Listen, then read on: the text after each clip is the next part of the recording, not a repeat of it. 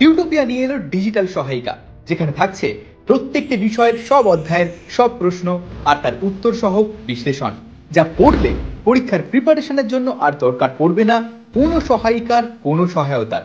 তাই মানে বইয়ের আর কোনো মানে নেই। টিউটোপিয়ার ডিজিটাল সহায়িকা পেতে লক্ষ্য রাখো টিউটোপিয়া লার্নিং অ্যাপের ইউটিউব চ্যানেলে। হ্যালো বন্ধুরা, টিউটোপিয়ার ইউটিউব লাইভ ক্লাসে তোমাদের সকলকে স্বাগত জানাই। আমি ঋতুশ্রী চলে এসেছি বাংলা ক্লাস নিয়ে। আজকে আমরা পড়ব দাঁড়াও কবিতাটির ওপর সব রকমের প্রশ্নোত্তর আলোচনা। এই কবিতাটির ওপর যত রকমের প্রশ্ন হয় সেই সমস্ত প্রশ্ন আলোচনা করব আজকের এই ভিডিওতে।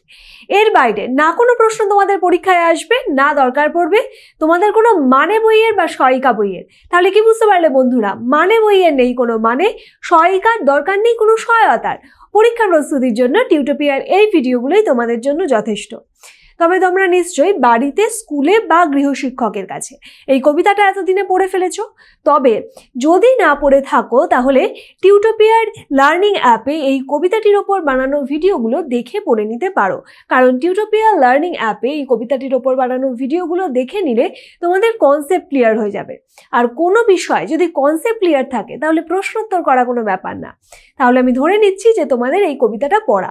এখন এই কবিতাটির ওপর কত রকমের প্রশ্ন হতে পারে তা আমরা দেখে নেব আমাদের পরবর্তী স্লাইডে। দেখো, চলে এলাম পরবর্তী স্লাইড। প্রথমেই রয়েছে বহু বিকল্প ভিত্তিক প্রশ্নাবলী বা মাল্টিপল চয়েস কোয়েশ্চেন, অর্থাৎ তোমরা 3টে কি 4টে অপশন পাচ্ছ, তার থেকে তোমরা রাইট অপশন চুজ করছো, যার প্রশ্নমান থাকছে 1। এরপরে থাকছে অতি সংক্ষিপ্ত প্রশ্নাবলী বা ভেরি শর্ট আনসার কোয়েশ্চেন, যেটার প্রশ্নমানও থাকছে 1 এবং এখানে তোমাদের একটা সম্পূর্ণ বাক্যে উত্তর করতে হচ্ছে। একটা বাক্যের বেশি দুটো বাক্য বানানোর কোনো প্রয়োজন নেই। একটা বাক্যে সম্পূর্ণ উত্তরটা করবে। যদি মনে হয় যে একটা বাক্যে সম্পূর্ণ হচ্ছে না, তখন তোমরা দ্বিতীয় বাক্য লিখতে পারো, কিন্তু দুটো বাক্যের বেশি করো না। এরপরে আসছে ব্যাখ্যাভিত্তিক সংক্ষিপ্ত প্রশ্নাবলী বা শর্ট আনসার কোয়েশ্চেন, যেগুলোর প্রশ্নমান থাকতে পারে 2 অথবা 3। এরপরে থাকছে হাতে কলমে। হাতে কলমে হলো দাঁড়াও কবিতাটির ওপর দেখবে তোমাদের বইয়ের মধ্যে কিছু প্রশ্ন রয়েছে এবং ব্যাকরণের কিছু অংশ রয়েছে, সেগুলো সম্পূর্ণ সলভ করে দেওয়া হচ্ছে এই হাতে কলমে অংশটার মধ্যে। আমরা চলে যাব বহু বিকল্প ভিত্তিক প্রশ্নে এবং এখানে ঢোকার আগে একটা গুরুত্বপূর্ণ কথা তোমাদের বলে নেব যে এই ভিডিওর যে টাইমলাইন অংশ, সেই টাইমলাইন অংশে তোমরা এসএকিউ, এমসিকিউ বা ভিএসএকিউ, যার যে প্রশ্নটা প্রয়োজন সেই প্রশ্নটা খুঁজে পেতে পারো। এটা তোমাদেরই সুবিধার জন্য করা হয়েছে। আমরা চলে যাব আমাদের এমসিকিউ এর প্রথম প্রশ্ন। আর আমি যখন এমসিকিউ গুলো আলোচনা করব, তোমরা কি করবে? তোমরা আমার সাথে সাথে এগুলোর নাম্বার কাউন্ট করবে, অর্থাৎ এমসিকিউতে কে কত স্কোর করলে সেটা আমাকে কমেন্ট বক্সে জানাবে। তাহলে আমি বুঝতে পারবো তোমাদের প্রিপারেশন কেমন হচ্ছে। চলো, প্রথমেই লেখা আছে, দেখো, দাঁড়াও কবিতাটির রচয়িতা হলেন। দাঁড়াও কবিতাটি কে রচনা করেছেন? দাঁড়াও কবিতাটি দেখে নেব। কতে আছে শক্তি চট্টোপাধ্যায়, খতে সুভাষ মুখোপাধ্যায়, গতে সুনীল গঙ্গোপাধ্যায়, ঘতে সমর সেন। দাঁড়াও কবিতাটি লিখছেন শক্তি চট্টোপাধ্যায়। অপশন ক সঠিক উত্তর। প্রশ্ন 2 লেখা আছে শক্তি চট্টোপাধ্যায়ের প্রথম কাব্যগ্রন্থ হলো। প্রথম কাব্যগ্রন্থ কি কি দেখে নেব। ক সোনার মাছি খুন করেছি, খতে রূপসী বাংলা, গতে যেতে পারি কিন্তু কেন যাব, ঘতে আছে হে প্রেম হে নৈঃশব্দ। এইখানে শক্তি চট্টোপাধ্যায় সবগুলো দেখো, একমাত্র খ রূপসী বাংলা, যেটা জীবনানন্দ দাশের কাব্যগ্রন্থ, এছাড়া এই যে এই তিনটি শক্তি চট্টোপাধ্যায়ের নিজের লেখা কাব্যগ্রন্থ। কিন্তু শক্তি চট্টোপাধ্যায়ের প্রথম কাব্যগ্রন্থ চেয়েছে, ফলে প্রথম কাব্যগ্রন্থ হয়ে যাচ্ছে হে প্রেম হে নৈঃশব্দ। আমরা পেয়ে যাচ্ছি অপশন ঘতে। সঠিক উত্তর অপশন ঘ। 3 নম্বর প্রশ্ন দেখে নাও সবাই। শক্তি চট্টোপাধ্যায় জন্মগ্রহণ করেন কোথায়? শক্তি চট্টোপাধ্যায় কোথায় জন্মগ্রহণ করেন? ক নদিয়ার ঘূর্ণি, খতে আছে 24 পরগনার কাঁঠালপাড়া, গতে আছে দক্ষিণ 24 পরগনার বহুপুগ্রাম, ঘতে আছে পুরুলিয়ার বলরামপুর। তিনি জন্মগ্রহণ করছেন দক্ষিণ 24 পরগনার বহুপুগ্রাম।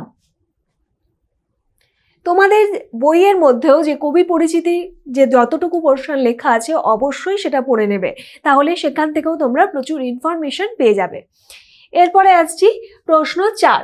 শক্তি চট্টোপাধ্যায় মূলত ক কবি, খতে আছে প্রাবন্ধিক, গতে আছে নাট্যকার, ঘতে আছে গীতিকার। শক্তি চট্টোপাধ্যায় মূলত ছিলেন কবি, তিনি প্রচুর কবিতা লিখেছেন।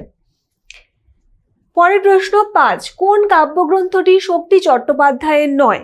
ক হে প্রেম হে নৈঃশব্দ, আমরা দেখেছি যে এটি তার প্রথম কাব্যগ্রন্থ। খতে যেতে পারি কিন্তু কেন যাব, এটিও তার কাব্যগ্রন্থ। গতে আছে ফণী মনসা, ঘতে আছে সোনার মাছি খুন করেছি, সোনার মাছি খুন করেছিও তারই কাব্যগ্রন্থ। তাহলে কোনটা তার নয়? এখানে বলেছে তার নয়টা খুঁজতে ফণী মনসা, যেটি নজরুলের। এরপরে আসছি 6, দাঁড়াও কবিতাটিতে কবি কার পাশে দাঁড়াতে বলেছেন? দাঁড়াও কবিতাটিতে কবি কার পাশে দাঁড়াতে বলেছেন? কবিতার প্রথম লাইনেই ছিল মানুষ বড় কাঁদছে, তুমি মানুষ হয়ে পাশে দাঁড়াও। তাহলে এখানে দেখো, দাঁড়াও কবিতাটিতে কবি কার পাশে দাঁড়াতে বলেছেন? মানুষের পাশে দাঁড়াতে বলেছেন। অপশন কতেই আমরা পেয়ে গেলাম মানুষের। তাহলে খতে বন্যের, গতে ঈশ্বরের বা ঘতে বন্ধুর হবে? হবে না, সঠিক উত্তর হয়ে যাচ্ছে অপশন ক। প্রশ্ন 7, দাঁড়াও কবিতাটির উৎস কি? দাঁড়াও কবিতাটি কোথা থেকে নেওয়া হয়েছে? ক যেতে পারি কিন্তু কেন যাব, খতে আছে হে প্রেম হে নৈঃশব্দ, গতে আছে শ্রেষ্ঠ কবিতা, ঘতে আছে জ্বলন্ত রুমাল। এটি নেওয়া হয়েছে তার শ্রেষ্ঠ কবিতা থেকে। অপশন গ রাইট আনসার। 8 নম্বর প্রশ্ন, শক্তি চট্টোপাধ্যায়ের কোন পত্রিকার সঙ্গে ওতপ্রোতভাবে জড়িত ছিলেন? শক্তি চট্টোপাধ্যায় কোন পত্রিকার সঙ্গে ওতপ্রোতভাবে জড়িত ছিলেন? ক কৃত্তিবাস, খতে নবকল্লোল, গতে আছে উল্টো রথ, ঘতে আছে প্রসাদ। তিনি কৃত্তিবাস পত্রিকার সঙ্গে যুক্ত ছিলেন এবং যে পত্রিকা ভিন্ন ধর্মী রচনার স্বাদ দিয়েছিল আমাদের। প্রশ্ন 9, তোমাকে সেই সকাল থেকে ড্যাশ মতো মনে পড়ছে, কার মতো? কতে বন্ধুর, খতে প্রতিবেশীর, গতে তোমার, ঘতে তাদের। কবিতার লাইনে কি ছিল? তোমাকে ঠিক সকাল থেকে তোমার মতো মনে পড়ছে। এখানে তাহলে সঠিক উত্তর হয়ে যাচ্ছে অপশন গ, তোমার মতো, তোমার মতো মনে পড়ছে। কবিতাটা যখন পড়ছো তোমরা, কবিতাটা খুব ছোট্ট একটা কবিতা, 3টে স্তবক রয়েছে এই কবিতাটার মধ্যে, এবং খুব ভালো করে পড়ে নেবে। তাহলে পড়ে নিলে তোমাদের যে প্রশ্নই আসুক না কেন, যদি এরকম শূন্যস্থান পূরণ দেয় তাহলে তোমাদের প্রশ্নের উত্তর দিতে সুবিধা হবে। প্রশ্ন 10, মানুষ বড় কাঁদছে, তুমি ড্যাশ পাশে দাঁড়াও। কি বলা হয়েছে? কতে আছে যে দাঁড়িয়ে আছে, খতে আছে প্রতিবেশীর পাশে, গতে আছে আমার, ঘতে আছে মানুষ হয়ে। মানুষ বড় কাঁদছে, তুমি মানুষ হয়ে পাশে দাঁড়াও। তাহলে এখানে দেখো মানুষ হয়ে হয়ে যাচ্ছে সঠিক উত্তর। এবং এই মানুষ হয়ে পাশে দাঁড়ানোটা আসলে কি? অর্থাৎ আমাদের ভিতরে যে বিবেকবোধ, সেই বিবেকবোধ, মানবতাবোধ জাগ্রত করে আমরা যেন পাশে দাঁড়াতে পারি, আমরা অসহায় মানুষের পাশে দাঁড়াতে পারি। অবশ্যই কবিতাটা তোমাদের ভালো লাগবে এবং আমি কবিতার বিশ্লেষণে এরপরে আসবো। এটা হয়ে গেল আমাদের প্রশ্ন 10। এরপরে চলে যাব 11 নম্বর প্রশ্ন। দাঁড়াও কবিতায় দাঁড়াও শব্দটি কতবার পাওয়া যায়? এটাও খুব ইম্পর্টেন্ট একটা প্রশ্ন। দাঁড়াও শব্দটার অনেক ব্যবহার আমরা দেখেছি, অবশ্যই সেটা কবিতার মধ্যে থেকে তোমরা গুনে নেবে। দেখো লেখা আছে কতে 8, খতে 9, গতে 10, ঘতে 13। এটি 9 বার ব্যবহার হয়েছে। খুব ইম্পর্টেন্ট প্রশ্ন, অবশ্যই সবাই মনে রাখবে। প্রশ্ন 12, দাঁড়াও কবিতায় প্রথম পংক্তিটি হলো মানুষ বড় কাঁদছে, তুমি মানুষ হয়ে পাশে দাঁড়াও। এই একই উক্তি কবিতাটির কোন পংক্তিতে পুনরায় ব্যবহার হয়েছে, মানে আবারও ব্যবহার হয়েছে? একটা তো প্রথমে ব্যবহার হয়েছে মানুষ বড় কাঁদছে, তুমি মানুষ হয়ে পাশে দাঁড়াও, ঠিক তেমনই দেখো লেখা আছে কোথায় ব্যবহার হয়েছে। কতে আছে পংক্তিটি পুনরায় ব্যবহার হয়েছে, কোন পংক্তিতে পুনরায় ব্যবহার হয়েছে? কতে আছে তৃতীয়, খতে আছে পঞ্চম, গতে আছে ষষ্ঠ, ঘতে আছে অষ্টম। অষ্টম পংক্তিতে এটি পুনরায় ব্যবহার হয়েছে। এবং তোমরা যদি দেখো 3টে স্তবক আছে কবিতাটার মধ্যে, এই 3টে স্তবকে একদম শেষ স্তবকের অষ্টম পংক্তিতে এটি ব্যবহৃত হয়েছে। সঠিক উত্তর অপশন ঘ। আর এখানেই শেষ হচ্ছে আমাদের দাঁড়াও কবিতাটির ওপর এমসিকিউ এর সব রকমের প্রশ্নোত্তর আলোচনা। তোমরা এই 12র মধ্যে কে কত স্কোর করলে আমাকে অবশ্যই জানাও কমেন্ট বক্সে, তাহলে আমি বুঝতে পারবো যে তোমাদের প্রিপারেশন কেমন হচ্ছে। আর যারা স্কোর ভালো করেছো তাদের জন্য ভালো, যে তোমাদের ভালো প্রস্তুতি হচ্ছে। কিন্তু যাদের স্কোর ভালো হলো না তাদের বুঝতে হবে প্রিপারেশনে কোথাও খামতি থেকে যাচ্ছে। আর প্রিপারেশনে যদি খামতি থেকে যায় তাহলে পরীক্ষায় ভালো রেজাল্ট করবে কি করে? পরীক্ষায় ভালো রেজাল্ট করার জন্য দরকার ভালো স্টাডি ফ্লো। চলো দেখে নিই কি সেই স্টাডি ফ্লো। ক্লাস 8 এর ছাত্রছাত্রীদের জন্য টিউটোপিয়া নিয়ে এলো মেগা স্টাডি প্যাক। পরীক্ষায় দুর্দান্ত রেজাল্ট করতে গেলে যা হতে পারে তোমার নিশ্চিত সাফল্যের সহায়ক। পরীক্ষায় ভালো রেজাল্ট করতে গেলে প্রিপারেশন হতে হবে একেবারে সলিড, আর তার জন্য অনুসরণ করতে হবে যথাযথ স্টাডি ফ্লো। চলো এক ঝলকে দেখে নেওয়া যায় কি হওয়া উচিত তোমার স্টাডি ফ্লো, অর্থাৎ তুমি কিভাবে পড়লে সেই পড়াটা আর কখনো ভুলবে না, আর পরীক্ষায় ভালো নম্বরও পাবে। পড়ার ক্ষেত্রে প্রথমে দরকার কনসেপ্ট, অর্থাৎ বিষয় সম্পর্কে স্বচ্ছ ধারণা। প্রত্যেকটা সাবজেক্টে প্রত্যেকটা চ্যাপ্টার কারোর থেকে বুঝে নেওয়া, তারপর সেই বিষয় রিলেটেড প্রত্যেকটা ডাউটকে ক্লিয়ার করা। এরপরে তৃতীয় ধাপ, সেই চ্যাপ্টারটার উপর সংক্ষেপে একটা ব্রিফ নোট পড়া, এবং চতুর্থ ধাপ হলো সেই চ্যাপ্টারের সম্ভাব্য প্রশ্নোত্তরগুলোকে পড়ে ফেলা, যার উপর নির্ভর করবে তোমার পরীক্ষার সাফল্য। এরপর তোমার প্রস্তুতি কত দূর তার জন্য তোমাকে দিতে হবে চ্যাপ্টার ওয়াইজ মক টেস্ট। তবে শুধুমাত্র টেস্ট দিলেই কিন্তু হবে না, বিশেষজ্ঞ কোনো শিক্ষককে দিয়ে সেই উত্তরপত্র চেক করিয়ে বুঝে নিতে হবে কোথায় কোথায় খামতি রয়েছে। যদি টেস্টের ফল ভালো হয় তবে বুঝতে হবে তোমার প্রস্তুতি কমপ্লিট। এবার তুমি পরের অধ্যায়ে যেতে পারো, আর ফল খারাপ হলে এই পুরো প্রক্রিয়াটা আরও একবার রিভাইজ করতে হবে। তবে বলে রাখি, তোমার এই প্রস্তুতির ক্ষেত্রে তোমার সাহায্য করতে পারে পশ্চিমবঙ্গ বোর্ডের বাংলা মাধ্যমে ছাত্রছাত্রীদের পড়াশোনার জন্য একমাত্র অ্যাপ টিউটোপিয়া। এই পুরো স্টাডি ফ্লোর জন্য টিউটোপিয়াই হলো অল ইন ওয়ান সলিউশন। কিভাবে? Step 1, concept video. টিউটোপিয়া অ্যাপে প্রত্যেক অধ্যায়ের বিষয়গুলো ছোট ছোট টপিকে ভেঙে নিয়ে গ্রাফিক্স অ্যানিমেশনের সাহায্যে এমনভাবে বোঝানো হয়েছে যা তোমাদের পড়তেও ভালো লাগবে আর মনেও থাকবে। Step 2, live class and doubt clearing. Tutopia live ক্লাসে সেই বিষয়গুলোই বোঝানো হয় বিশদে। পাশাপাশি প্রত্যেকটা ক্লাসে থাকে ডাউট ক্লিয়ারিং সেশন, যেখানে সরাসরি তোমাদের সমস্ত ডাউট বা সংশয়ের নিরসন হতে পারে। Step 3, brief notes. নোটসের জন্য টিউটোপিয়ায় তোমরা পাবে স্মার্ট নোটস, যেখানে সংক্ষেপে টু দি পয়েন্টে অধ্যায়ের ব্রিফ নোট তো করাই রয়েছে। Step 4, question and answer. আমাদের অ্যাপের নোটসে প্রশ্নোত্তরের আলোচনা তো থাকছেই, সেই সঙ্গে একটা অধ্যায় সব রকমের প্রশ্নোত্তরের জন্য এখন তোমাদের কাছে থাকছে ইউটিউবের এই ক্লাসগুলো, অর্থাৎ টিউটোপিয়া ডিজিটাল সহায়িকা। Step 5, mock test. টেস্ট দেওয়ার জন্য টিউটোপিয়া থাকছে প্রত্যেকটা বিষয়ের অধ্যায় ভিত্তিক mock test. Step 6, answer sheet checking and model answer. উত্তরপত্রের ছবি তুলে আমাদের কাছে পাঠিয়ে দিলে বিশেষজ্ঞ শিক্ষক খাতা দেখে তোমায় জানিয়ে দেবে তোমার পরীক্ষার মার্কস এবং তাদের পরামর্শ। সেই সঙ্গে তোমরা পেয়ে যাবে মডেল উত্তরপত্র, যা দেখে তোমরা বুঝতে পারবে কিভাবে লিখতে হয় কোনো একটা প্রশ্নের আদর্শ উত্তর। তাহলে হলো কিনা তোমার perfect study floor all in one solution. আর এই সব কিছু নিয়েই অষ্টম শ্রেণীর ছাত্রছাত্রীদের জন্য টিউটোপিয়ার এই মেগা স্টাডি প্যাক। বিশদে জানতে ফোন করো এই নাম্বারে। এরপর আমরা চলে যাব অতি সংক্ষিপ্ত প্রশ্নাবলীতে। এই অতি সংক্ষিপ্ত বা ভেরি শর্ট আনসার কোয়েশ্চেনের প্রশ্নমান তোমরা জানো 1 নম্বর। দেখে নেব প্রথম প্রশ্ন। প্রথম প্রশ্ন লেখা আছে, কবি কাদের ফাঁদ পাতার কথা বলেছেন? কবি বলেছেন যে মানুষ কি করছে না, ফাঁদ পাচ্ছে।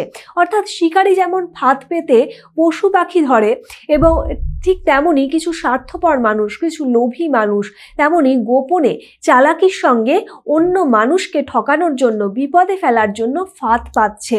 তারাও শিকারী মানুষের মতন ফাঁদ পাচ্ছে, হিংস্র শিকারী পশুর মতন ফাঁদ পাচ্ছে, যাতে অসহায় মানুষকে নিপীড়ন করা যায়।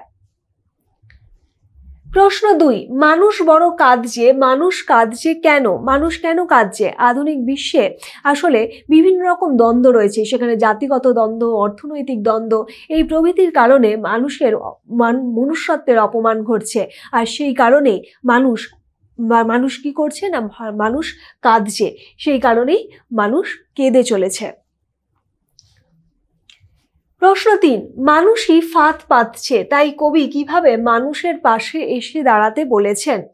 কবি কিভাবে মানুষের পাশে এসে দাঁড়াতে বলেছেন? যেমন একটা পাখি তার ডানা বিস্তার করে নিজের সন্তানকে বাইরের বিপদের হাত থেকে রক্ষা করে, ঠিক তেমনি আমাদের মানবিক মূল্যবোধ সম্পন্ন, শুভবোধ সম্পন্ন মানুষদের একত্রিত হয়ে তিনি সেই অত্যাচারী মানুষদের পাশে দাঁড়াতে বলেছেন। প্রশ্ন 4, কবি শক্তি চট্টোপাধ্যায় কোন কোন পুরস্কার পেয়েছিলেন? শক্তি চট্টোপাধ্যায় রবীন্দ্র পুরস্কার এবং সাহিত্য অকাদেমি পুরস্কার পেয়েছিলেন। রবীন্দ্র পুরস্কার ও সাহিত্য অকাদেমি পুরস্কার পেয়েছিলেন, এবং এই যে দুটি পুরস্কার, এমনকি আনন্দ পুরস্কারও পেয়েছিলেন। এবং এই পুরস্কারগুলোর কথা তোমাদের বইয়ের মধ্যেই, যেখানে কবি সম্বন্ধে লেখা আছে, তার সম্বন্ধে যে তথ্যগুলো দেওয়া আছে সেই তথ্যের মধ্যেই তোমরা পেয়ে যাচ্ছ। প্রশ্ন 5, দাঁড়াও কবিতায় তোমাকে কবির কখন কখন মনে পড়েছে? দাঁড়াও কবিতায় তোমাকে অর্থাৎ তোমাকেটা সিঙ্গেল ইনভার্টেড কমার মধ্যে রাখবে, এবং তোমাকে কবির সকাল, সন্ধে, রাতের বেলা মনে পড়েছে। আচ্ছা, তোমাকে বলতে কাকে বোঝানো হয়েছে? তোমাকে বলতে সেই শুভ বুদ্ধি সম্পন্ন মানুষদের বোঝানো হয়েছে, যার দরকার কবি প্রয়োজন, বা যার দরকার মনে করছেন কবি, যার প্রয়োজন বোধ করছেন কবি এই সময় দাঁড়িয়ে। তাই কবির মনে হচ্ছে তাকে সকাল, সন্ধে, রাত, এই প্রত্যেকটা সময়, প্রত্যেকটা বেলা তাকে তার মনে পড়ছে। প্রশ্ন 6, দাঁড়াও কবিতায় যে একমাত্র সাধু ভাষার শব্দটি ব্যবহৃত হয়েছে সেটি কি? দাঁড়াও কবিতার মধ্যে একটা মাত্র সাধু ভাষার শব্দ আমরা পেয়েছি। আমরা জানি যে যখন আমরা সাধু ভাষা করি তখন ক্রিয়াপদ এবং সর্বনামের আমরা ভিন্ন রূপ দেখতে পাই। যেমন খাইয়াছিলাম, খেয়েছিলাম না বলে খাইয়াছিলাম, তাকে না বলে তাহার, সে না বলে তাহার। তাহলে এই যে এগুলো, এই আমরা সাধু ভাষার রূপগুলোকে পেয়ে থাকি। তেমনি দাঁড়াও কবিতায় যে একমাত্র সাধু ভাষার শব্দটি ব্যবহার হয়েছে সেটি হলো তাহার।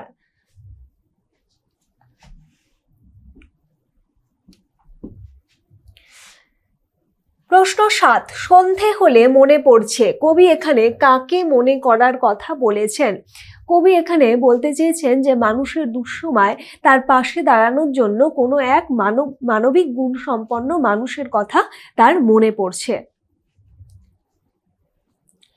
প্রশ্ন 8, দাঁড়াও কবিতায় কবি কাকে মানুষের পাশে দাঁড়াতে বলেছেন? কবি কাকে মানুষের পাশে দাঁড়াতে বলেছেন? না, কবি শক্তি চট্টোপাধ্যায় মানুষকেই মানুষের পাশে দাঁড়াতে বলেছেন, অর্থাৎ মানুষকেই তার পরস্পরের পাশে দাঁড়াতে বলেছেন, তার অসহায়তার পাশে দাঁড়াতে বলেছেন। 9 আসলাম, 9 নম্বর প্রশ্ন। দেখো 9 লেখা আছে, দাঁড়াও কবিতায় মানুষ ও দাঁড়াও শব্দটি কতবার ব্যবহার হয়েছে? দাঁড়াও কবিতায় কতবার ব্যবহার হয়েছে আমরা দেখে নেব। মানুষ শব্দটা ব্যবহার হয়েছে 7 বার, অবশ্যই তোমরা গুনে নাও কবিতাটির থেকে, এবং দাঁড়াও শব্দটি ব্যবহার হয়েছে 9 বার। তাহলে মানুষ শব্দটি ব্যবহার হয়েছে 7 বার, আর দাঁড়াও শব্দটি ব্যবহার হয়েছে 9 বার।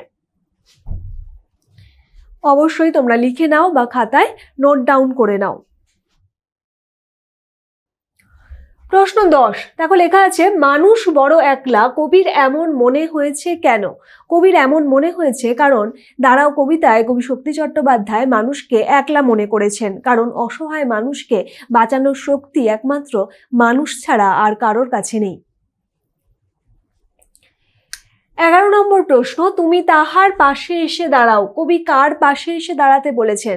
কবি সেই অসহায় মানুষের, সাধারণ মানুষের পাশে এসে দাঁড়াতে বলেছেন, সেই নিপীড়িত মানুষের পাশে এসে দাঁড়াতে বলেছেন। এখানেই শেষ হচ্ছে আমাদের ভেরি শর্ট আনসার কোয়েশ্চেনের সব রকম প্রশ্নের আলোচনা। এরপর আমরা চলে যাব ব্যাখ্যা ভিত্তিক সংক্ষিপ্ত প্রশ্নাবলী, বা যেটাকে আমরা রাখছি শর্ট আনসার কোয়েশ্চেনের মধ্যে, যার প্রশ্নমান 2 অথবা 3। চলে যাব প্রথম প্রশ্ন। প্রথম প্রশ্নে লেখা আছে, 1, তুমি তাহার পাশে এসে দাঁড়াও। দাঁড়াও কবিতায় কবি কাদের পাশে এসে দাঁড়াতে বলেছেন?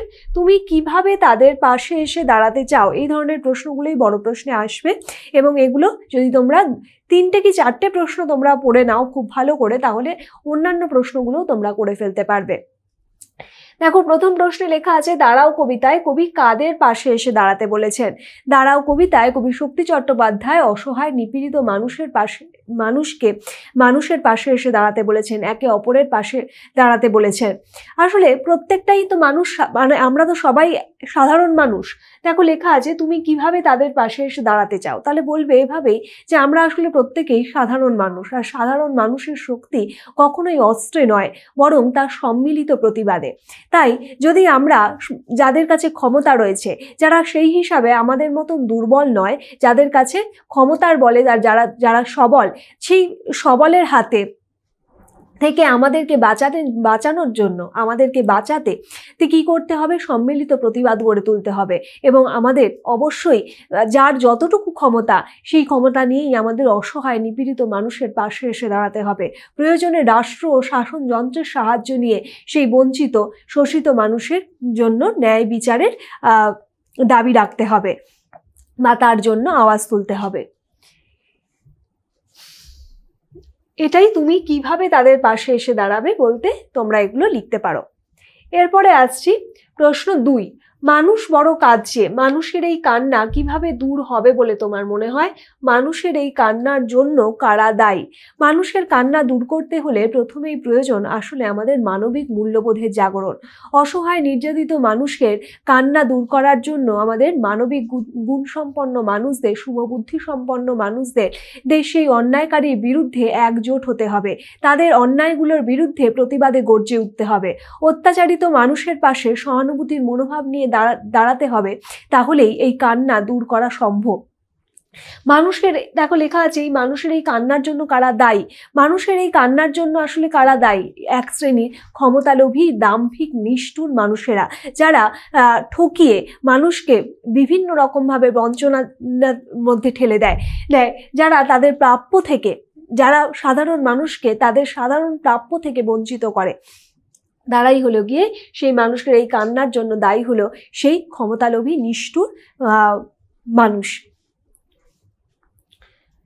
প্রশ্ন 3, তোমাকে সেই সকাল থেকে তোমার মতো মনে পড়ছে। কবি সকাল থেকে দেখো লেখা আছে কবি সকাল থেকে মনে পড়ার কথা বলেছেন কেন?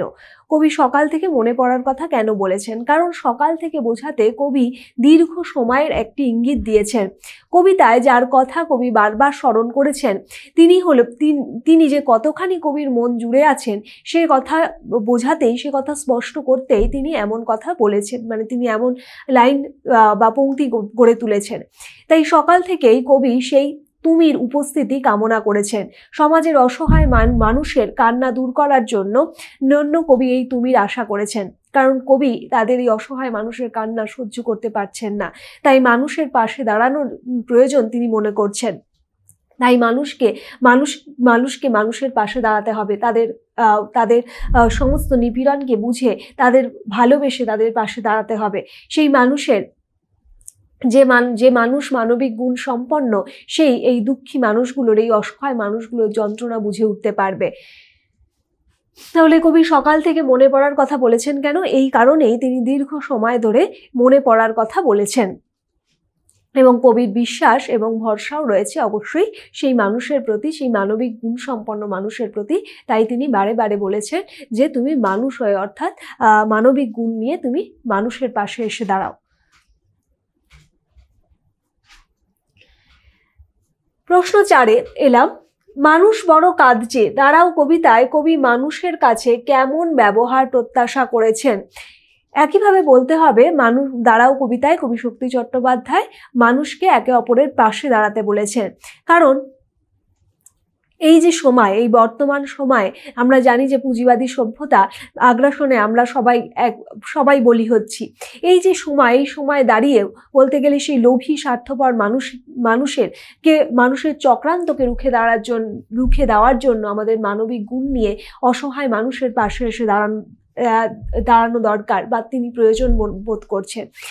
কবি মনে করেছেন একদল মানুষের ওপর আর একদল মানুষের যে অমানবিক আচরণ, এই অমানবিক আচরণের বিরুদ্ধে প্রতিবাদ গড়ে তোলা দরকার। এই জন্যেই মানুষের প্রতি গভীর সহমর্মিতা নিয়ে এবং অবশ্যই আমাদের মুক্ত মনে আমরা যদি সেই অসহায় মানুষগুলোর পাশে দাঁড়াতে পারি, তাহলে সেটাই হবে আমাদের মানুষ হয়ে ওঠা। আসলে আমাদের সেই মানুষ হয়ে ওঠা বলতে আমাদের মানবিক গুণাবলী, গুণগুলোর জাগরণ ঘটা। সেই কারণেই তিনি বলেছেন কবি মানুষের কাছে এই মানবিক গুণ নিয়ে, অর্থাৎ কবি মানুষের মতো পাশে দাঁড়াতে বলেছেন। সকল প্রকার নিপীড়ন এবং দুর্দশা, নৈরাশ্য এই সমস্ত থেকে মুক্তির একমাত্র পথ হলো আমাদের ভিতরকার মানবিক মূল্যবোধগুলো জাগিয়ে তুলে আমরা মানুষ হয়ে যেন সেই আমাদেরই মানে সেই হিসেবে সহনাগরিক মানুষগুলোর পাশে এসে দাঁড়াতে পারি। প্রশ্ন 5, মানুষ হয়ে পাশে দাঁড়াও। এখানে মানুষ হয়ে বলতে কি বোঝানো হয়েছে? দেখো, একই টাইপের কথাও আসবে এখানেও, যে মানবিক গুণ সম্পন্ন হতে বলেছেন এবং একজন সুস্থ, স্বাভাবিক, সমাজবদ্ধ মানুষের মধ্যে যে গুণ থাকা দরকার সেই গুণাবলীগুলো জাগিয়ে তুলতে বলেছেন। সেগুলো কি? যে পরের উপকারের প্রয়োজনীয়তা, তাদের যন্ত্রণাগুলোকে বুঝে ওঠার ক্ষমতা, বিপন্ন মানুষের কান্না বুঝে তাদের পাশে এসে দাঁড়ানোর মতন সাহস, যুক্তিবোধ এবং সচেতনতা, অবশ্যই সমাজ, রাজনীতি এবং অর্থনৈতিক মানে সেই সমস্ত বিষয়গুলোর সচেতনতা, এর মধ্যে দিয়ে আসলে প্রকৃত মানুষ গড়ে ওঠে। আমরা যেন সেই অসহায় মানুষগুলোর দুঃখ বুঝে উঠতে পারি, আমরা যেন তাদের সমব্যথী হয়ে উঠতে পারি। এই বিশ্বাস থেকেই তিনি বলেছেন যে মানুষ হয়ে কথাটি বারবার ব্যবহার করেছেন এবং মানুষ হয়ে পাশে দাঁড়ানোর কথাও বলেছেন। প্রশ্ন 6, দাঁড়াও আর মানুষ শব্দ দুটি দাঁড়াও কবিতায় বারবার উচ্চারিত হওয়ার কারণ এবং ব্যাখ্যা করো। দাঁড়াও এবং মানুষ এই দুটো শব্দ বারে বারে ব্যবহার হয়েছে, কারণ কেন ব্যবহার হয়েছে, কেন বারবার এই দুটো শব্দ বিশেষ জোর দেওয়া হয়েছে মনে করা হচ্ছে তোমাদের? কারণ তিনি যেমন বিপন্ন মানুষের পাশে দাঁড়াতে, অর্থাৎ তাদের পাশে দাঁড়িয়ে তাদের যন্ত্রণাগুলোকে বুঝে ওঠার জন্য আমাদের বারবার বলেছেন, ঠিক তেমনি আবার মানুষ শব্দটাও বারে বারে ব্যবহার হয়েছে, কারণ মানুষ বলতে সেই মানবিকতা বোধ সম্পন্ন, সেই শুভবোধ সম্পন্ন মানুষদের কথা বলা হয়েছে। তাহলে এই দুটো কারণে মানুষ এবং দাঁড়াও এই শব্দ দুটি বারে বারে ব্যবহার হয়েছে। সাধারণভাবে কোনো গান বা কবিতায় একই শব্দ যখন ঘুরে ফিরে আসে, তখন সেই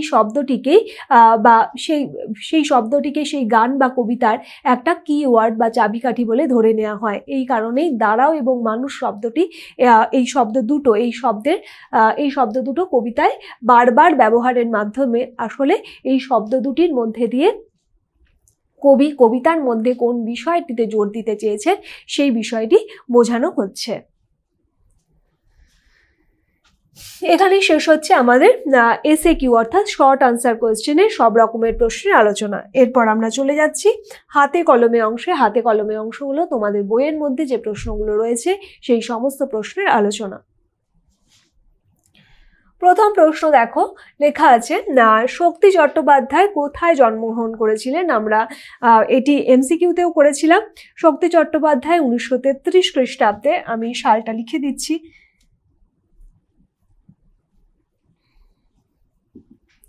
1933 খ্রিস্টাব্দে তিনি জন্মগ্রহণ করেছেন দক্ষিণ 24 পরগনার বহরু গ্রামে। অবশ্যই বানান লিখে প্র্যাকটিস করে নেবে। তার লেখা একটি উপন্যাসের নাম লেখো। তার লেখা একটি উপন্যাস হলো কুয়োতলা।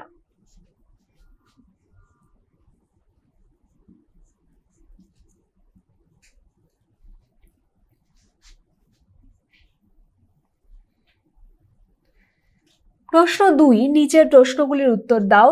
2.1 আছে মত শব্দ ব্যবহার করা হয় কখন? তোমার যুক্তির পক্ষে দুটি উদাহরণ দাও।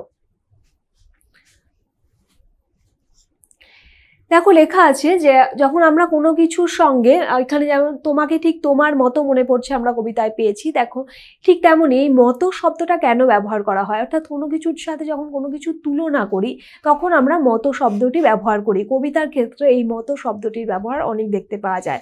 আমরা যখন খুব সাধারণভাবে বলি তখন আমরা বলি কি ফুলের মতো সুন্দর, অর্থাৎ ফুলের যে নরম অর্থাৎ কোমলতাকে বোঝাতে আমরা ফুলের সাথে সেই নরমের তুলনা করি, বা আমরা বলি ফুলের ফুলের মতো শিশু। তাহলে দেখো এই ফুলের সঙ্গে শিশুর যে তুলনা, সেই তুলনার মধ্যে যেমন একটা কোমলতা ফুটে ওঠে, সৌন্দর্য ফুটে ওঠে, তাই ফুলের সঙ্গে শিশুর তুলনা করা হয়। তেমনি কবিতার ক্ষেত্রেও আমরা এই মতো শব্দটি ব্যবহার করি মূলত তুলনা করে কোনো কিছু বোঝাতে। এখানে মানুষ, এই তোমাকে ঠিক তোমার মতো মনে পড়ছে, এই তোমার মতো, এই যে তুমি, এই তুমি কি আসলে তোমার ভিতরে সেই জান্তব রূপটা নয়, তোমার ভিতরের সে অমানবিক চেহারাটা নয়, আসলে সেই মানবিক চেহারাটা, যে মানবিক চেহারাটা তোমার সৌন্দর্যকে ফুটিয়ে তোলে, তোমার সুন্দর চেহারাকে ফুটিয়ে তোলে, তোমার মানবিক গুণাবলী আসলে সেই তুমি। তাহলে এখানে এই তোমার মতো বলতে তার মধ্যে মানুষের যে শুভ বোধ থাকে, মানুষের যে মানবিক গুণাবলী থাকে, সেগুলোর প্রকাশ কে তিনি মেলাতেই, সেই তুলনাটা বোঝাতেই তিনি তোমাকে ঠিক তোমার মতো মনে পড়ছে, এই তোমার মতো বলতে সেই বিষয়টির ওপরই আলোকপাত করা হয়েছে, অর্থাৎ সেই মানুষের শুভ বোধের ওপর আলোকপাত করা হয়েছে। আমরা এছাড়াও বিভিন্ন কবিতার ক্ষেত্রে এই মতো শব্দের, যেমন আমরা বলি পাখির নীরের মতো চোখ তুলে নাটোরের বনলতা সেন, এখানেও যে এই যে একটা নৈসর্গিক বিষয় ফুটে উঠছে, একটা প্রকৃতি প্রেম ফুটে উঠছে, ঠিক তেমনি এখানেও মতো শব্দটির মধ্যে আমি যেটা আলোচনা করলাম সেই বিষয়ে আলোকপাত করা হচ্ছে। 2.2 বা 2.2 কবি পাখির মতো পাশে দাঁড়াতে বলেছেন কেন?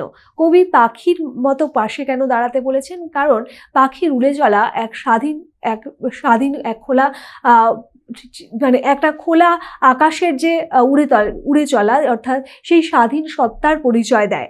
পাখির মধ্যে কোনো সংকীর্ণতা নেই, তার সহজ সরল ছন্দে তার জীবন কাটে। কবি অনুভব পাখির মতোই স্বাধীন আর খোলামেলা মন নিয়ে মানুষকে সহজভাবে দাঁড়াতে হবে সেই নিপীড়িত অসহায় মানুষগুলোর পাশে। সেই কারণেই তো কবি বলেছেন, কবি পাখির মতো পাশে দাঁড়াতে বলেছেন, অর্থাৎ জীবনটাকেও যেমন সহজভাবে নিতে বলেছেন, তেমন সহজ সাবলীল গতিতে তিনি কোনো রকম বাধা বন্ধন না রেখে আর মানুষের পাশে এসে দাঁড়াতে বলেছেন।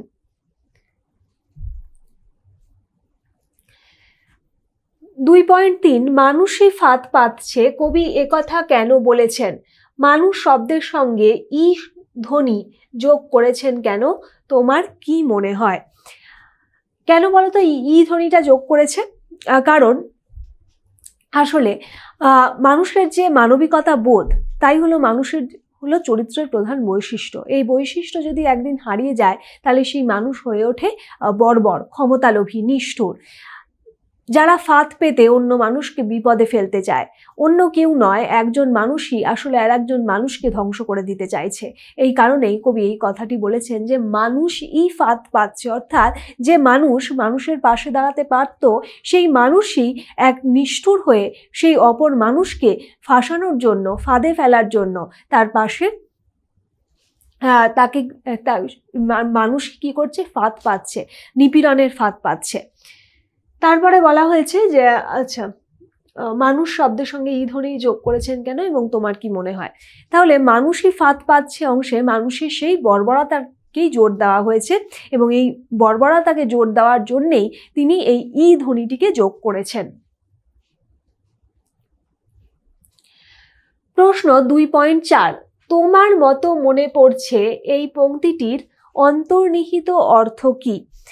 তোমার মতো মনে পড়ছে বা তুমি প্রসঙ্গ এখানে বিশেষভাবে উঠে এসেছে। আসলে সে কোনো বিশেষ ব্যক্তি নয়, এই তুমি হলো গিয়ে মানবিক গুণ সম্পন্ন মানুষ, যে যারা সমগ্র পৃথিবীতে শুভ বোধের জাগরণ ঘটাতে পারে, যারা মনুষ্যত্বের যে বিকৃতি, মানুষের প্রতি মানুষের যে হিংস্র আচরণ, সেইগুলোকে থামাতে যে পারে, যে মানবিক গুণগুলোকে জাগিয়ে যারা সেই হিসাবে প্রতিবাদে মুখরিত হয়ে উঠতে পারে। সেই কারণেই এইখানে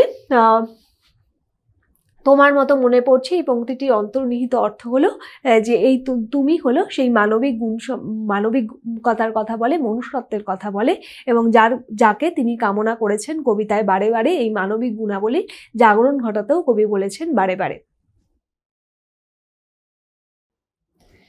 2.5 দেখো লেখা আছে এসে দাঁড়াও, ভেসে দাঁড়াও এবং ভালোবেসে দাঁড়াও। এই পংক্তিটির বিশেষত্ব কোথায়? এই ধরনের দুটি বাক্য তুমি তৈরি করো। তাহলে দেখো পংক্তিটার দিকে ভালো করে দেখলে বুঝতে পারবে যে এসে দাঁড়াও, ভেসে দাঁড়াও এবং ভালোবেসে দাঁড়াও। দেখো সে, এই প্রত্যেকটাতে আমরা সের প্রাধান্য পাচ্ছি এবং দাঁড়াও এই শব্দটাও বারে বারে ব্যবহার হচ্ছে। তাহলে যখন কোনো একটা পংক্তিতে কোনো ধ্বনি বারে বারে ব্যবহার করা হয় সেটাকে বলা হয়ে থাকে অনুপ্রাস অলঙ্কার। ছন্দের মাধুর্যের কারণে এই ধরনের ব্যবহার আমরা লক্ষ্য করি। এরকম ধরনের শব্দ তাহলে এটা বলবে যে অনুপ্রাস অলঙ্কারের ব্যবহার হচ্ছে। যেমন গগনে গরজে মেঘ গুমরি গুমরি, দেখো গয়ের যে প্রাধান্য আমরা দেখতে পাচ্ছি এখানে, সেই প্রাধান্য দেখতে পাওয়া যাচ্ছে এসে, ভেসে এবং ভালোবেসে, এবং দাঁড়াও শব্দটিও 3 বার ব্যবহৃত হয়েছে। এই ধরনের দুটি বাক্য তুমি তৈরি করো। বাক্য তৈরি করতে বলেছে, তাহলে বাক্য এভাবে আমরা তৈরি করতে পারি।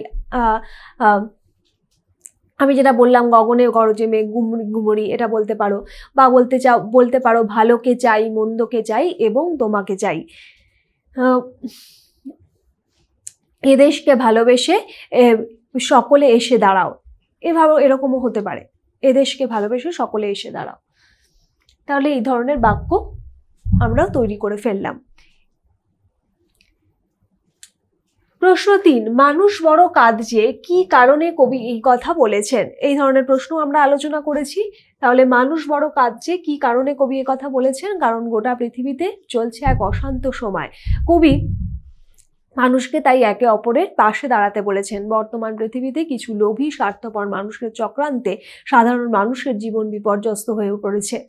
মানুষ হতে মানুষের এই অত্যাচার, আমরা তো মানুষ মানবিক গুণাবলী সম্পন্ন, অবশ্যই আমরা থাকতে এই মানুষের উপর নিপীড়ন এবং মৃত্যু কখনোই মেনে নেওয়া যায় না। এবং সেই কারণেই তিনি বলেছেন যে এই নিপীড়ন, এই পুঁজিবাদী সভ্যতার হনন, এটাকেই তিনি বলেছেন যে মানুষ বড় কাঁদছে। সেই অসহায় মানুষদের নিপীড়ন এবং ক্রন্দনকে তিনি তার কবিতায় ঠাঁই দিয়েছেন। এরপরে আমরা চলে যাব প্রশ্ন 4, মানুষ বড় একলা, তুমি তাহার পাশে এসে দাঁড়াও। এই পংক্তিটিকে 3 বার ব্যবহার করার কারণ কি হতে পারে বলে তোমার মনে হয়? কারণ মানুষের চরম দুর্দশার ছবি কবি প্রথম পংক্তিটির মধ্যে তুলে ধরেছেন। অর্থাৎ এর মধ্যে দিয়ে যে এই যে মানুষ বড় একলা, এই একলার মধ্যে দিয়ে আসলে সেই দুর্দশার ছবি তুলেছেন কবি। পৃথিবী জুড়ে যে হত্যালীলা চলছে, যে পুঁজিবাদী শোষণ চলছে, সেটার কথাই কবি তুলে ধরেছেন। এই ভয়ঙ্কর পরিস্থিতিকে বোঝাতেই কবি বারবার এই কথা ব্যবহার করেছেন যে মানুষ বড় একলা, তুমি তাহার পাশে এসে দাঁড়াও। এবং মানুষের কি কর্তব্য সেখানে? মানুষের সেই অসহায় নিঃসঙ্গ মানুষদের পাশে এসে দাঁড়ানো দরকার। তবে গিয়ে এই ভয়ঙ্কর যে শোষণ, এই শোষণের অবসান ঘটবে।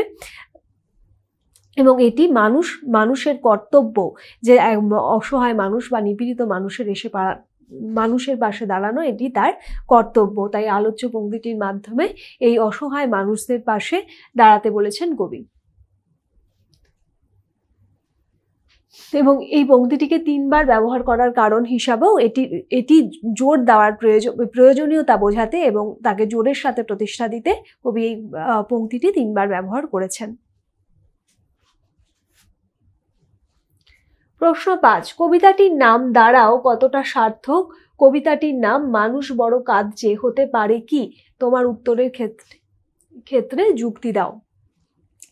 আমাদের আলোচ্য কবিতাটির নাম দাঁড়াও, নামকরণ হিসাবে যেটি সম্পূর্ণ সার্থক। কবিতাটি পাঠ করলে দুটি বক্তব্য পরপর উঠে আসে যে কবি 20 শতাব্দী জুড়েই দেখেছেন মানবতার অবক্ষয় এবং মনুষ্যত্বের নির্মম পরাজয়। মানুষের কাছেই মানুষ হয়েছে কি অপমানিত, অত্যাচারিত। কিন্তু কবি সেই নিরাশার কথা বা নিরাশার ছবি কবি আঁকেননি। তিনি মানুষের পাশে এসে দাঁড়াতে অনুরোধ করেছেন মানবতাকে সবকিছুর ঊর্ধ্বে ঠাঁই দিতে, মানুষকে গ্লানি মুক্ত এক জীবন দিতে। তাই তিনি এই নামকরণটি দিয়েছেন যে দাঁড়াও।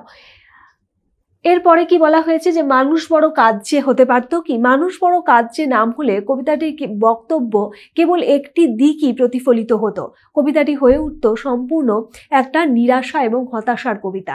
কিন্তু কবি সেখানে বা সেই পথে তিনি হাঁটতে চাননি, কবি আশাবাদকে কোথাও জাগিয়ে রাখতে চেয়েছেন।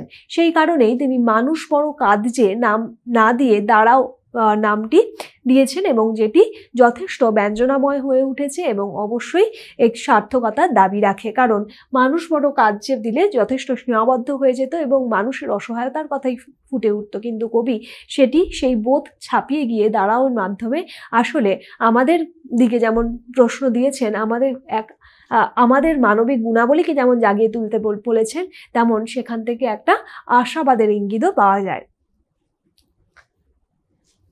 প্রশ্ন 6, কবি কাকে মানুষের পাশে দাঁড়াতে অনুরোধ করেছেন বলে তোমার মনে হয়? কবি কাকে মানুষের পাশে এসে দাঁড়াতে বলেছেন? না, তিনি সমস্ত শুভ বুদ্ধি সম্পন্ন মানুষদের তার পাশে এসে দাঁড়াতে বলেছেন। আসলে এই তুমি শব্দের আড়ালে কি আছে তা কবিতায় কখনোই উল্লেখ করা নেই। এই উল্লেখ করা নেই কারণ প্রত্যেকটি মানুষকে, সহনাগরিক মানুষদেরকে তিনি অনুরোধ করেছেন। এই তুমি বলতে আমাদের সকলকে তিনি বুঝিয়েছেন, যারা এই হিংস্র স্বার্থপর লোভী মানুষদের সেই হিসাবে তাদের ভয়ঙ্কর হাত যাতে আমরা ভেঙে ফেলে প্রতিবাদে গর্জে উঠতে পারি, সেই তুমিকে তিনি এখানে এই কবিতায় আমাদের বারে বারে আহ্বান জানিয়েছেন। 7 নম্বরে লেখা আছে, কবিতাটি চলিত বাংলায় লেখা, শুধু একটা শব্দ সাধুরীতির, শব্দটি খুঁজে বার করো এবং শব্দটিকে এভাবে ব্যবহার করেছেন কেন কবি? দাঁড়াও কবিতার মধ্যে শুধু একটাই সাধু ভাষার শব্দ আছে, সেটি হলো তাহার। প্রতিদিনের চেনা ভাষায় আমরা যে শব্দ ব্যবহার করি তার মধ্যে সাধু ভাষার শব্দ হঠাৎ করে ব্যবহার করলে, সাধু ভাষার শব্দ অনেক সময় ব্যবহার করলে তা আবার গভীর কোনো অর্থ দিতে পারে। এখানে তাহার শব্দের মধ্যে আসলে সারা পৃথিবীর অসহায় মানুষের কথা আছে, তাই তারের বদলে তাহার শব্দটির ব্যবহার করেছেন কবি। তারের তুলনায় তাহার শব্দের ব্যবহারে আসলে সেই কবিতার মধ্যে ছন্দের সৌন্দর্য বৃদ্ধি পাচ্ছে। এবং তোমরা যদি দেখো কবিতার ক্ষেত্রে এই ধরনের ব্যবহারগুলো হয়ে থাকে, যখন কোনো স্বাধীন লেখা হয়ে থাকে তখন এই ধরনের ব্যবহার হয়ে থাকে। সাধারণভাবে তোমরা যখন অবশ্যই লিখবে তখন সাধু এবং চলিত মিশিয়ে কখনোই লিখবে না তাই বলে, কিন্তু কবিতার প্রয়োজনে, ছন্দের প্রয়োজনে, কোনো স্বাধীন গদ্য লেখার প্রয়োজনেও আমরা এরকম মিলিয়ে লেখা যেতে পারে, বা আমরা এরকম মিলিয়ে ব্যবহার করে থাকি। প্রশ্ন 8 দেখো লেখা আছে, সন্ধ্যা থেকে এসেছে সন্ধে। দেখো এখানে আটা এখানে হয়ে যাচ্ছে এ। আমরা জানি স্বরসঙ্গতির ক্ষেত্রে, অর্থাৎ স্বরের যখন সঙ্গতি সৃষ্টি হয়, অর্থাৎ একই ধরনের স্বরের প্রয়োজন আমরা বোধ করি, যেমন ভক্তি থেকে ভকতি, ঠিক তেমনি এটা সন্ধ্যা থেকে সন্ধে, এটা হলো স্বরসঙ্গতির উদাহরণ।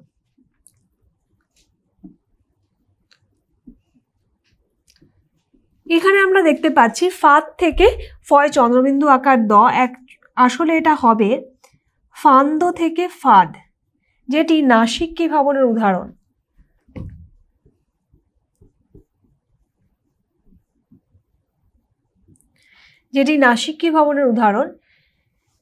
কারণ এখানে যে ন অর্থাৎ যে নাসিক্য ব্যঞ্জন সেটা লোপ পাচ্ছে এবং আমাদের এখানে চন্দ্রবিন্দু উঠে আসছে, এবং যেহেতু এটা আকারই রয়েছে ফলে আগের যদি অ থাকতো তাহলে সেটা আকার হয়ে যেত। তো এখানে যেমন চন্দ থেকে আসছে চাঁদ, তেমনি এখানে ফান্দ থেকে আসলে আসছে ফাদ। দেখো চন্দ থেকে যখন চাঁদ আসছে তখন কি হয়ে যাচ্ছে, যে নাসিক্যি ব্যঞ্জন অর্থাৎ নটা লোপ পাচ্ছে এবং তার পরিবর্তে কি হয়ে যাচ্ছে, আগের যে বর্ণটা সেই বর্ণটা আকার যুক্ত হচ্ছে এবং তার সঙ্গে একটা চন্দ্রবিন্দু আসছে, যেমন চন্দ থেকে চাঁদ। যেমন এই উদাহরণটাও দিচ্ছি তোমাদের।